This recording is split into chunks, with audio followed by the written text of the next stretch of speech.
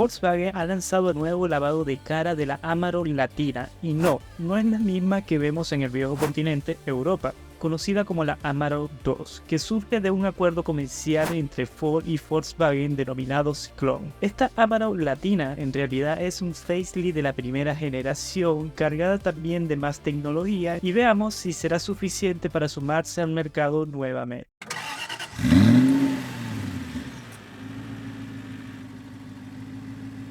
A ver, primero hablemos de su diseño. En el frente las ópticas son la principal novedad. Aquí se gana y se pierde. Se gana porque ahora será de serie LED, con la posibilidad de incluir neblineros de misma tecnología. Sin embargo, se pierde porque la versión anterior, en los modelos Highline o V6 Extreme, venían equipadas con ópticas LED con proyectores que siempre serán mejor que las que ahora solo ofrece de tipo reflector, que en mi opinión pierden mucha potencia lumínica en condiciones de neblina o lluvia. Siguiendo por el frente, según la versión, también podremos equipar una tira LED que une a las ópticas y un nuevo parachoques delantero y algunas líneas adicionales en el capó que realmente le hacen muy bien en cuanto al diseño. Hacia atrás los cambios son mínimos, las ópticas traseras son casi idénticas, diferenciándose solo por la posibilidad de ser oscurecidas según la versión. También tendremos un nuevo logo de Volkswagen tanto en el frente como atrás. Además, la palabra Amarok se sitúa en el centro del portón trasero. No podemos dejar también de mencionar que las llantas van desde el aro 16 hasta el aro 20,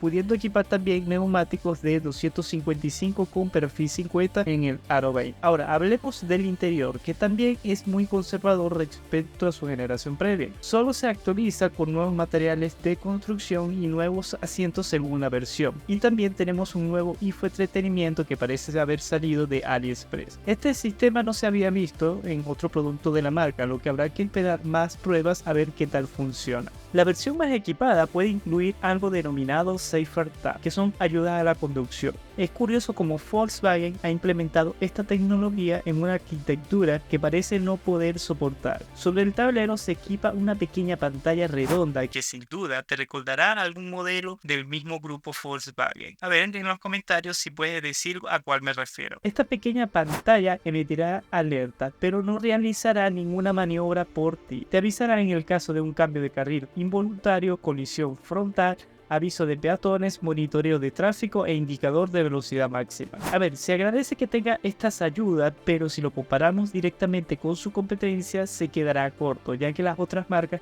ofrecen a mismas ayuda a la conducción, pero intervienen en el caso que sea necesario. Ahora, hablemos de lo más importante, las motorizaciones. Aquí para mí está el mayor error de esta nueva generación. Primero, tendremos dos motores. Por un lado tendremos el 2.0 TDI que solo ofrece tracción 4x2, una transmisión manual y generando 140 caballos con 340 Nm de torque. Por otro lado, mantendremos el mítico V6 de 3 litros, también turbo diésel, acoplado de una transmisión automática y transmisión 4x4.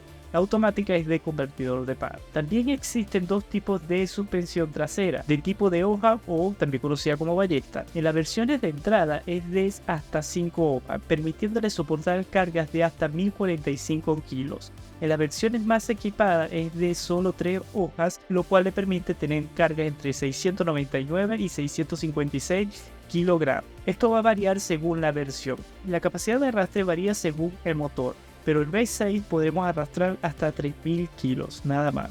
Ahora, el error de Volkswagen con este motor, y ojalá no sea así, es que al menos en la ficha técnica del mercado argentino, la normativa de emisiones es Euro 5B.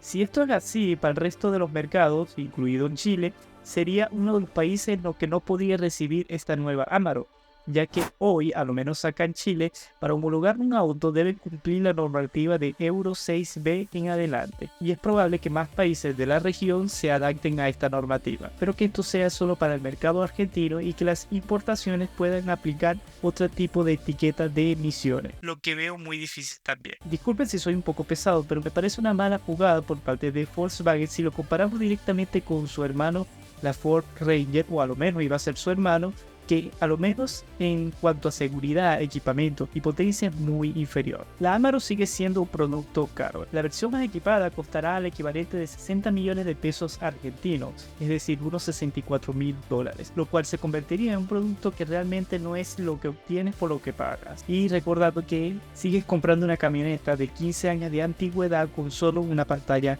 nueva. Así que esa es mi humilde opinión. Ahora, algo que sí está muy equipado con la última tecnología del mercado es el nuevo Audi A6. Picha acá y anda a verlo. Es todo una locura.